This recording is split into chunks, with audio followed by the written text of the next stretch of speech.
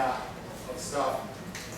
What I'm going to do is go over model selection. So I'm going to have to leave it to you guys to work on the LBA and the DEM sampling, but we figured we'll get through model selection is an important thing. Before I start with that, I just wanted to point out that I think many of you have been asking, what about using my data? So, using your data is very simple. You do everything in this lesson except at the point where you do simulate. Alright, let's copy that out. And we'll make up something called my data. Alright, now if you look at my data, it looks like this.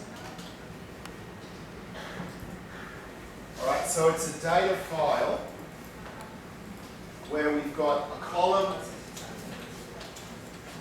telling you the conditions, level, stimulus 1 and stimulus 2, a column that tells you the response, response 1, response 2, and a column that's got the RTs, and they have these names S, R, and RT.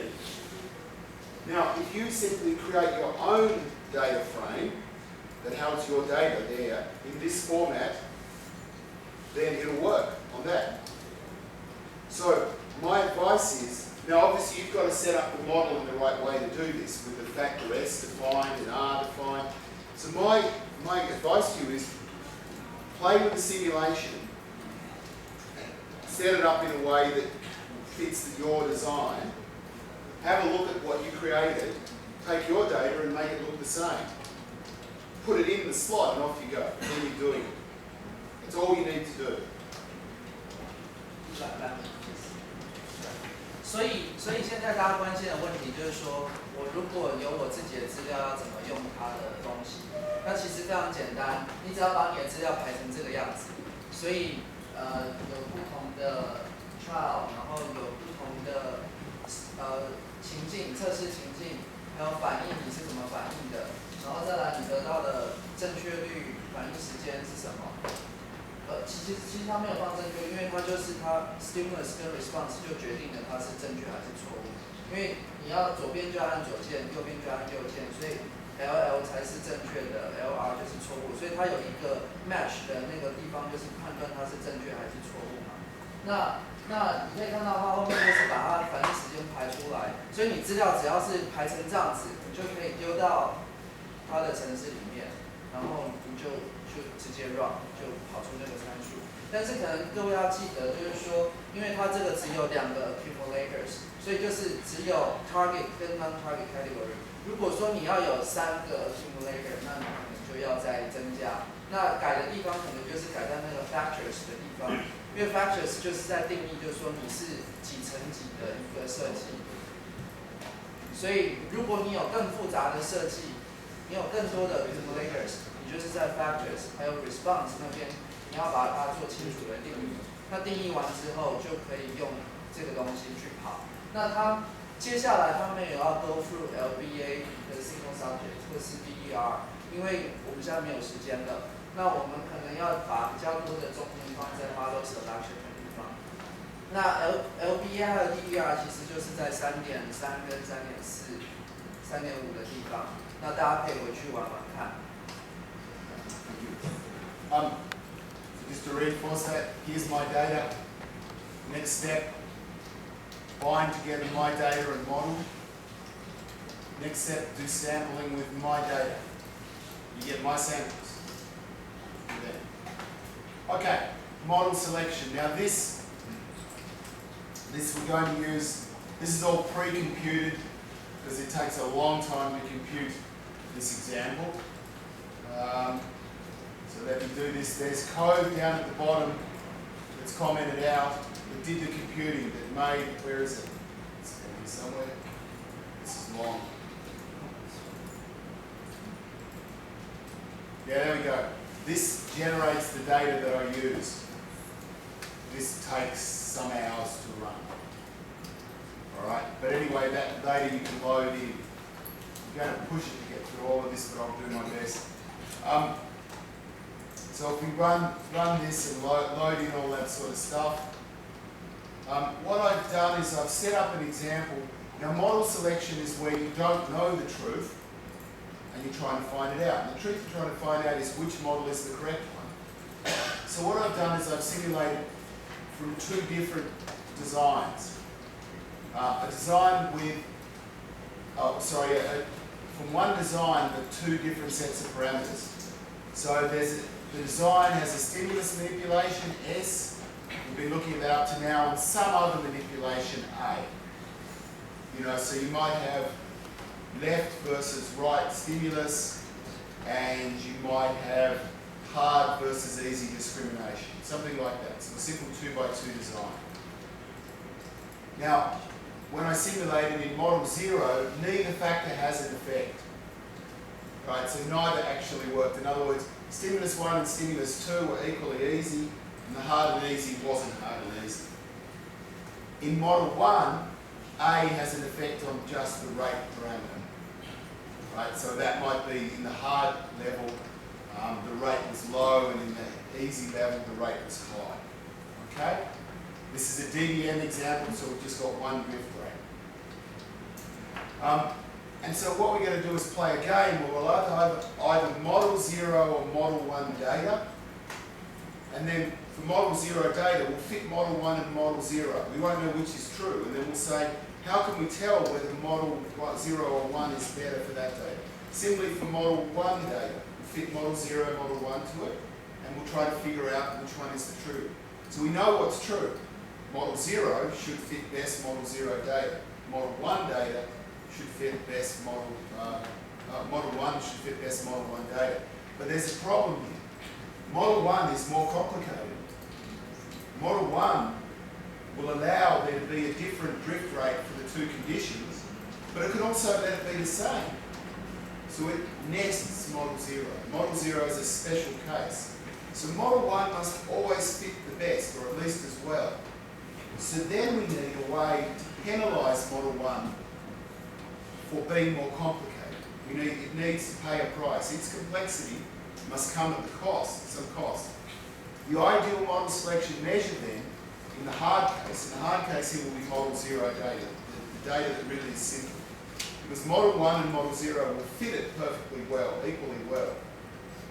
But what we want then is to select model 0, the true model, because the complexity penalty is enough to kick out model 1. So here's my data, and here's a plot of all of it. Probably failed the first time. No, it didn't. There we go. All right. So we've got model 0 here across the top, model 1 at the bottom. Notice with model 1, we're 65% correct here and 75% correct there. Because this A2 level is the easy level, and the A1 level is the hard level. In model 0, it's kind of in the middle. They're all the same, right? They're all 69% correct. All the distribution, that was purely random chance thing. And they're all the same. Okay? Yeah. 所以它这边展示了一个实验，就是一个2×2的设计，所以有右边跟左边，然后有 easy 跟 difficult， 所以它把它有几种的模式，有 model 0、model 1。所以 model 0就是把它设成右边跟左边的难度都是一样的，所以它让难度没有差异，所以那个参数值它就把它 fix 在一起，所以让简单跟困难同样 share 同一个参数值。那第二个 model 1它就是比较复杂的 model， 比较复杂的 model 就是它让那个每一个左边跟右边的难度上面它是有不同的参数值。所以你可以发现说，在 Model 1的时候，我们有比较多的参数，有比较多的参数一定会 fit 比较好。那我们要选择比较复杂的 model 还是比较简单的 model， 其实有两个要考虑的原因，一个就是因素，一个就是你的 model 的复杂度，那就是你用了多少个参数，再来就是说你到底 fit 有多好。所以等一下他会介绍像是 DIC 或者是 WAC 这两个指标，它其实就可以做 model comparison。所以我们要选择一个比较好的 DIC 的值或者是 WAIC 的值，然后认为说，因为它同时考虑了复杂度还有那个配适度的问题，然后我们选择一个最好的 compromise 的 model 作为你最能 fit 你的资料的一个 model。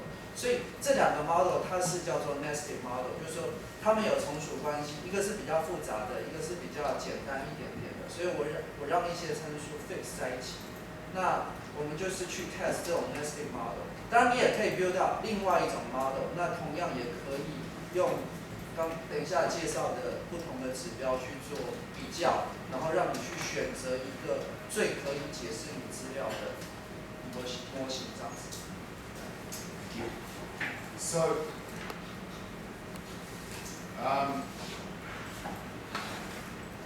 if we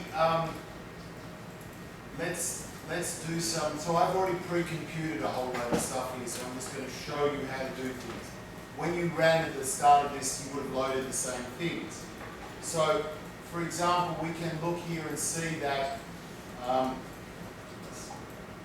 the CDF plot. CDF 就是累进几率，那 PDF 就是几率密度函数，所以累进几率大家应该有概念，就是从0到1，那几率密度函数就是它是随着时间然后它的几率的分布。So what I've done here is I'm slightly in reverse order here. What we've got here is date. So here we have an example where we've got the fit of model 0 and model 1 to the model 0 data. And both fit it perfectly well because they have that. So this is a hard problem, right? If you just plot this data and look at goodness of fit, you can see that both are good, seem to fit well. So this is so goodness of fit by itself, just finding a good, nice drawing like this is not sufficient. We need this extra thing. So we need to have this, complexity penalty. So first of all, I take you through the computation of DIC, the deviance information criterion. What we have here is the ability for, so I've got some samples pre-computed here which are sample 0 true. That means where the data was model 0 and I fit model 0. So that's the true one. Here's the data is model 1 and it's true, and here are the false ones. These are the ones that were misspecified. And for all of these samples objects, which I've done, I'm going to calculate a bunch of statistics on the deviance. So all of these things are going to use the posterior deviance. This is the posterior likelihood times -2. Y -2. So what we did was we maximised the posterior likelihood. So the deviance, by doing minus, that makes it the opposite. You can think of the deviance as the misfit. Minus the likelihood is a measure of misfit. So if we have very high deviance, then we are bad fit. So deviance is our measure of fit. In the normal distribution world, that's sum squared error. You can think of deviance as like sum squared error. So high sum squared error, bad fit. Y2 makes it a chi-squared distribution. Don't worry too much about that. So we have this posterior deviance. I calculate now these statistics off of that. So it's going to look inside the samples object. Remember I showed you there was the 15 by 100 array of the prior and the posterior likelihoods. It's going to combine them together and turn them into this deviance. And it's going to calculate a number of stats from this. It's going to tell you, so what I did here was, having calculated this, I've listed out a few things. You can see here the number of parameters. So for the true 0 model, so I call this true 0, true 1, false 0, false 1. Does that make sense? So this is the true model, fit to its own data, true 0 and 1, etc. So these are the 4 things we want to discriminate. What we want to do is we want to find in favour of true 1 and true 0 and true 1. We want to select them. We want to kick out false 0, false 1. So we get these 4 sets of statistics that are going to be used to calculate our model selection measure. And actually some of them themselves have some complexity penalty. NP is number of parameters. So that just shows you here true 0 has 6 parameters. It's the less complicated model. Similarly, false 1 has 6 parameters. So to explain that, false 1 means the 6 parameter model fit to the 7 parameter data. Yeah? Now, one thing you could look at is what's the very best sample, the one that has the minimum deviance, the one that fits the best. So that's this min D guy. Okay? So that value there, min D, minus 2186, is the minimum deviance. It'll be it's going to be a positive. Remember, this is a minus. So beta is a smaller magnitude number, because that's...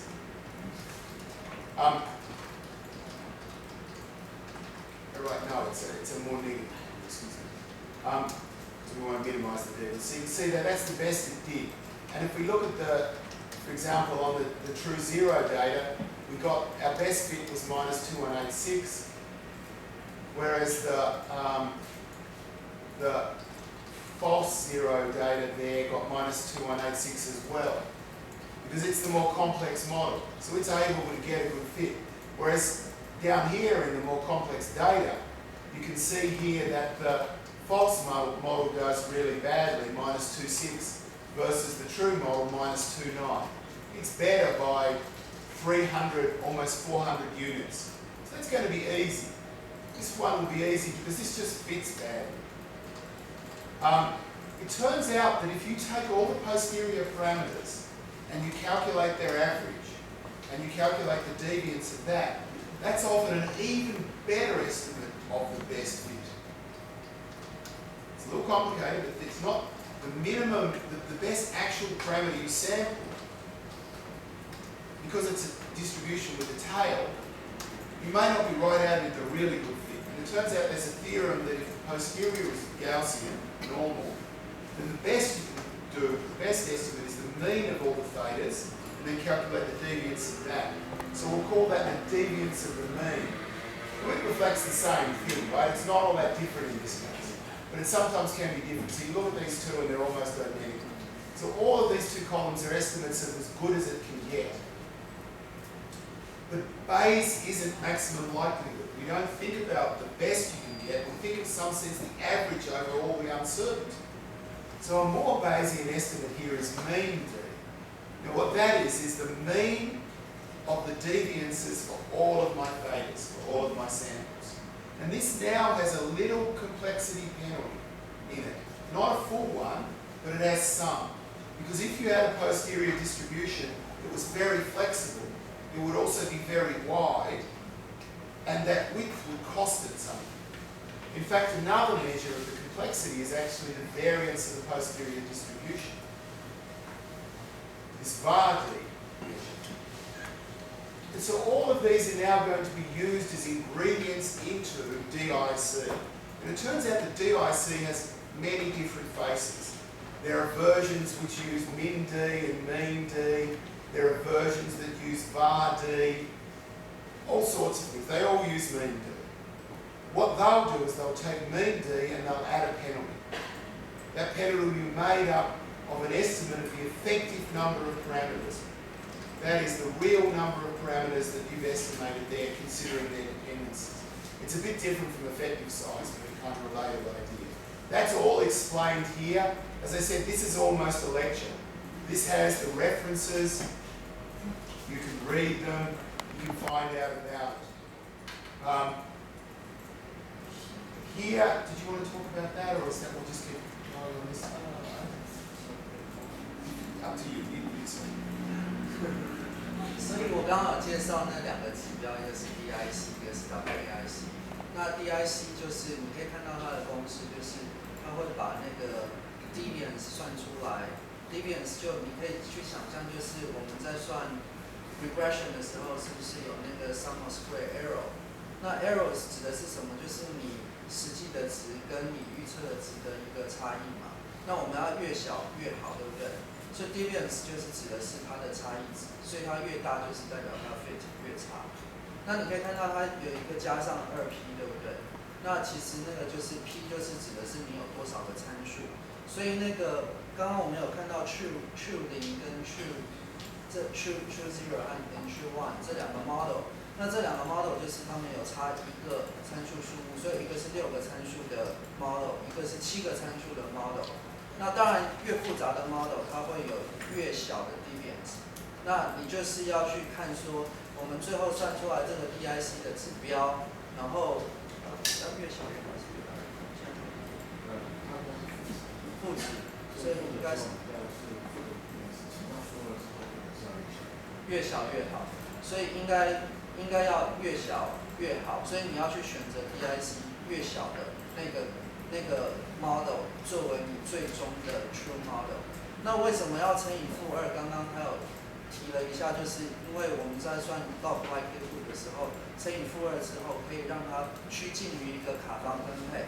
那这个就比较复杂，所以大家就不要管它。那你们就只要记得说，你最后 fit 出来的 model， 然后你得到这个 DIC 的指标，然后要越小，你的 model 会越好。那你就选择那个 model 作为你最后的 model。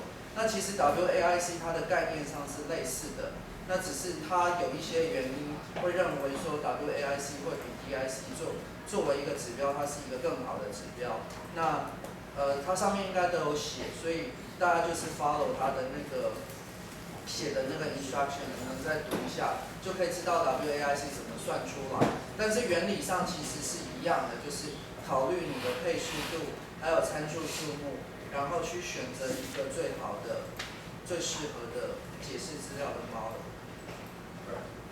So you can see already with mean D, which is our first model selection measure with a little bit of complexity penalty, it worked in this example. The best true 0 is a little less deviant than true 1. I think just true 1, choose true 0. So we choose the smaller thing, the least deviant thing. So we would choose true 0 here, but only by a tiny, tiny amount. Here we would choose, and remember our data here is huge, 10,000 observations. We should get the truth always with this. Here with true 1, it won by a huge amount because not only is it just misfits, -2.9 versus -2.6. Here there's a function called pd.dmc. Once you calculated these stats up here, truth, not, etc., you can run this thing, and this tells you 3 estimates of the effective number of parameters. Remember that for true 0, then there are actually 6 nominal parameters, but the effective number is less. The disturbing thing is there are 3 different estimates and they're all different.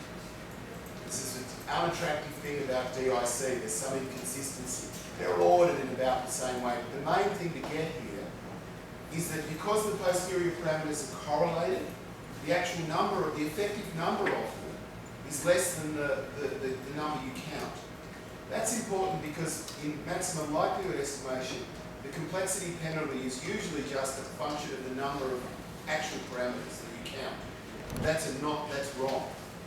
Because they're related to each other, the number that number is the wrong number. You need to take account of the correlations. And it's almost impossible to do that in maximum likelihood world, and this is where Bayes is really good. It takes account of something called functional form complexity. Complexity of a model is not only about the number of parameters, it's about the way they interact with each other. And if they're highly correlated, they have less freedom than if they're not. So really, Bayes is very important for taking a true view of complexity. This is another big attraction for Bayes. So these measures do some of that. I've done a plot here of the distributions, the deviances. This is what we're doing all of this on. So this shows you, that's really good because it's a bug in the way plots, do that again. Here we go. So this is like the distribution of deviances for true 0. This summarizes everything. Number of parameters 6, but effective number according to these 3 measures, D's. There's the mean. There's the deviance of the mean of the thetas, which is down here. And there's the deviance of the mean in the middle. These are all of the probably don't have time to explain all, but you can see a graph of what it is that we're doing our computation on. I don't think I've got time time to explain the posterior likelihood ratio. I won't bother doing that. This is another kind of halfway measure. But really what you want in the end is DIC. And so here I'll run them for the new samples I drew. And you can see here that it's easy for true one. It kicks the ass of false one because false one is just it's not flexible enough. But here's the hard one. And we see that true zero is winning by almost 1. So before in mean D it was winning by about a half, so it's getting a bit better, but still not winning by very much. Roughly, in DIC, a difference of 3 or bigger is required for you to start thinking it's real. Alright, it's on an exponential scale, it's kind of e to the difference. And so this is still not enough for any confidence. You would like something bigger. In fact, it turns out that you can turn those DICs into what are called posterior model probabilities. This is a probability that says if you take a set of models and it's prefaced on the assumption that one of them is true, which is the case here, it will give you the probability of each model being true. Now again, I don't have time to summarise the computation, but here are the results. What we've got here is the easy discrimination, and what this is saying is that, which one have I got here? Yeah. So here are the here are the weights, and basically it's saying that model 2 is the false one, and its probability of being true is about 4 by 10 to the minus 81. In other words, 0. And the probability of model 1 there is 1. So that's strong, strong evidence. You don't need no intuition required. Probability is 1. Down here is the hard discrimination, and you see what we're getting. It's not very strong. What we're getting is the probability of the true model, which is model 1 again, being the winner is 63%. You would kind of like 80, 90% here. You would like to be more confident. There is another computation, another way of doing things developed by Ando. I'll give you the references. This one does a little better. It's now up to 68% from 31%. It's an improvement on DIC. This is the one I've been using because it seemed the best. Then I discovered the WAIC. I think this is very modern, right? This is 2015 that the summary stuff has come out. So this is fairly cutting edge. So I implemented this a month or so ago. Now look, its computation is a bit slow. You need to recompute all of the... This is going to take a while. Let me explain what's going on here. We saved in samples the sum of the log likelihoods across all of the trials, across all of the 20,000 trials. To calculate WAIC, we can't use the sum. We need the likelihoods for every trial individually. This turns out to have a good effect on WAIC too, because if you really play with DIC, what you find out is that as you increase the length of your series, it changes. It oscillates quite a large amount.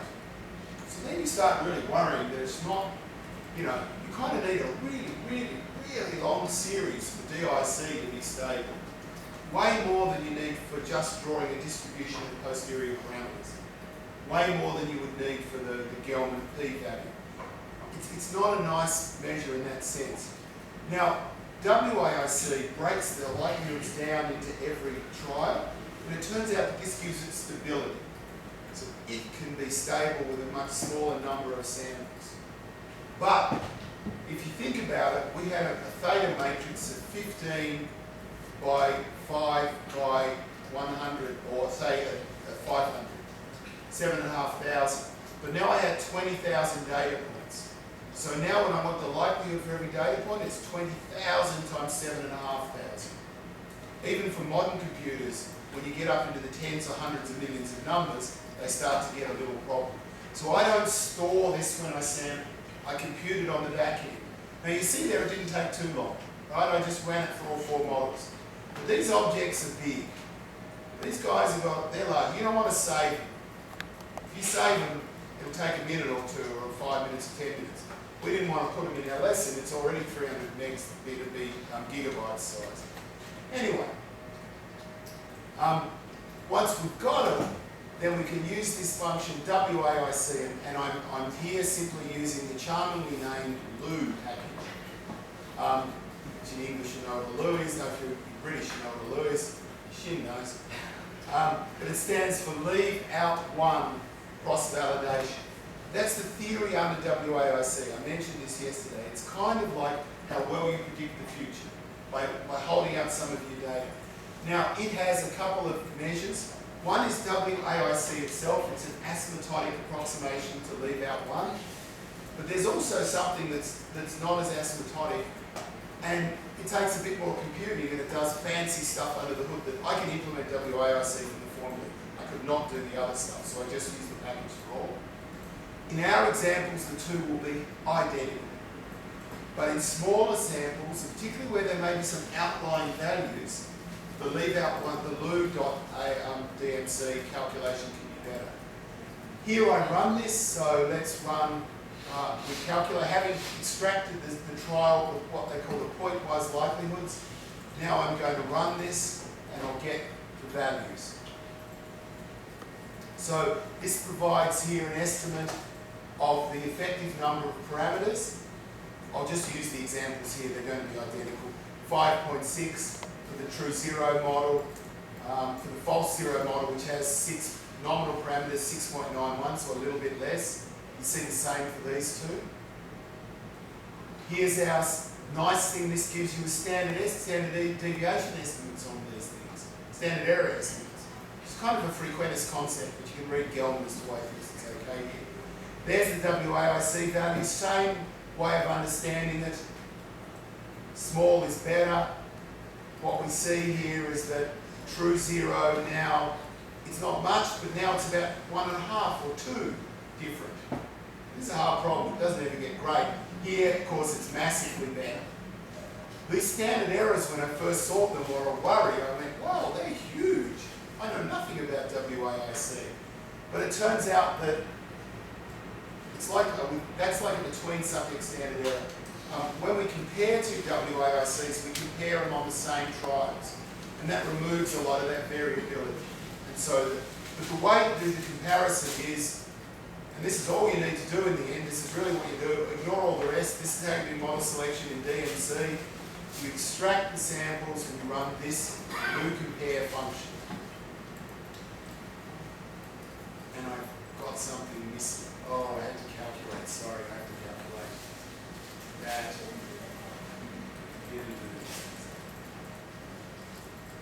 Done. Now compare them. See my answers are.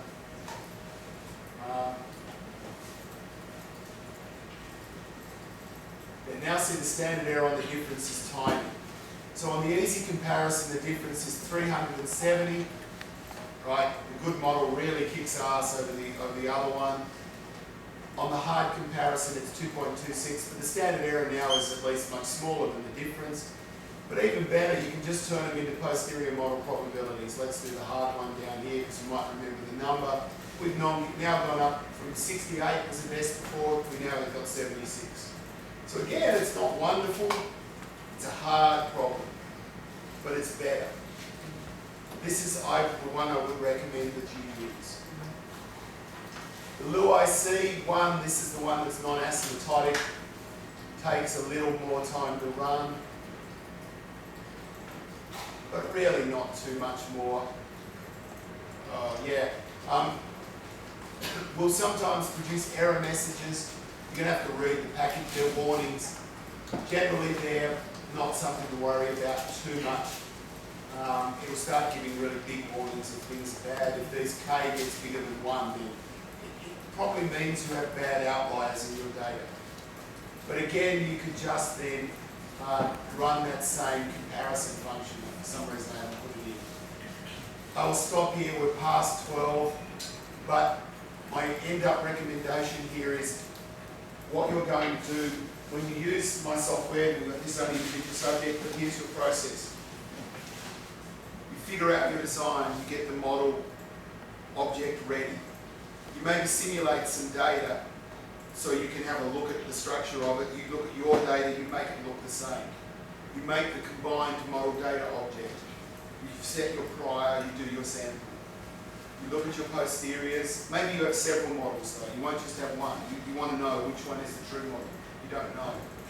You get your sampling good on all the models. You run WIOC to pick the best model. You then look at the posterior of the best model and you interpret its parameters. This is different from that. You've done Bayesian estimation. Okay, that's it. Thank you.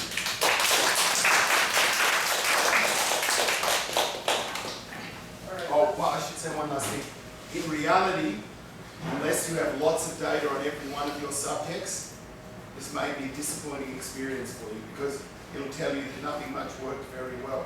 The hierarchical model helps to bring it together.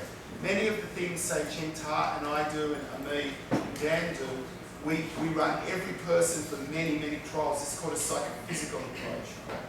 This individual analysis is probably plenty for what we do. Many of you will not do that. You will run each person for less time. You're more interested in the summary across the group. This is what hierarchical Bayes does. There are lesson 4 for that. The model selection lesson is not written. I hope by end of year that's done. You can then use that for your sort of analysis. It is a little more complicated. You've got to understand the population level. But it's there. And the other thing is, there is no choice for Bayes. No, that's not true. In general linear models, there is a choice. But in more complicated models, there is no other way but Bayes to do those hierarchical models. So really, this is kind of what you need. And this is why I'm giving you this Bayesian approach, because I think it's what we will all do in 5 years. This sort of stuff. Okay. 在 summary 一次，就是说，因为我们现在用的这个，就是说，因为比较适合用在，如果说一个人做很多资料的时候，那我们比较容易估计它的 distribution。但是一般来说，你们如果说一个 condition 只做30题、20题，那他就会建议说，我们要用阶层式的方式去估计。会比较好，因为我们会把那群人当做他的 prior knowledge 去估计他 individual 的那个 posterior distribution， 这样子会比较有效，而且会比较快，然后也会比较准。那如果说你一个人做很少题的话，就会建议要用到第4个 lesson 的那个 hierarchical Bayesian 的东西会对大家会比较有帮助。那他还没有把 model comparison 的那个 model selection 的部分写完，应该今年会完成。那我们会 keep update 这个东西在我们的网站上面，所以大家可以先把前面的章节学一学，熟悉之后把自己的 data 放进来。那如果有问题，我们都很欢迎再做后续的讨论。Alright, thanks Dr. and Heathcote. 所以我们外面有准备餐盒，那因为我们